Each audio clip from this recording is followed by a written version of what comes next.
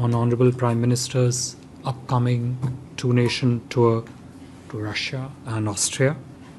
Honorable Prime Minister will pay an official visit to Moscow on 8th-9th July at the invitation of the President of the Russian Federation for the 22nd Annual Summit. The last, that is 21st Annual Summit, you would recall, was held in New Delhi in December 2021. The two leaders thereafter met in September 2022 in Samarkand on the margins of the SCO summit in Uzbekistan. They have also stayed in touch with each other through several telephonic conversations through these years. As of now, Prime Minister is scheduled to arrive in Moscow in the late afternoon of 8th July. President Putin will host a private dinner for Honorable Prime Minister on the day of arrival.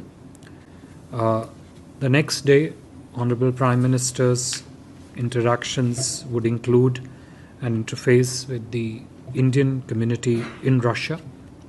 As part of programming elements, Prime Minister will also lay a wreath at the tomb of the unknown soldier in Kremlin, and thereafter Honorable Prime Minister will visit the Rosatom Pavilion at the exhibition venue in Moscow.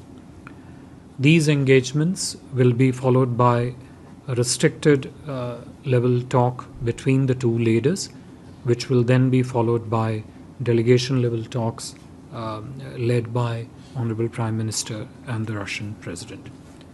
Honorable Prime Minister will depart Moscow for Vienna in the afternoon of 9th July.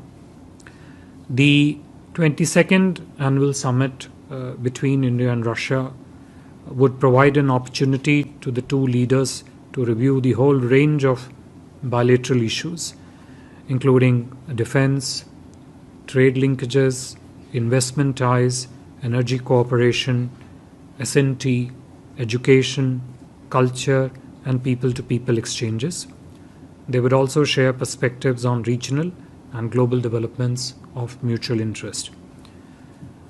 They would also assess the status of bilateral engagements in groupings such as BRICS, Shanghai Cooperation Organization, G20, East Asia Summit, and the UN.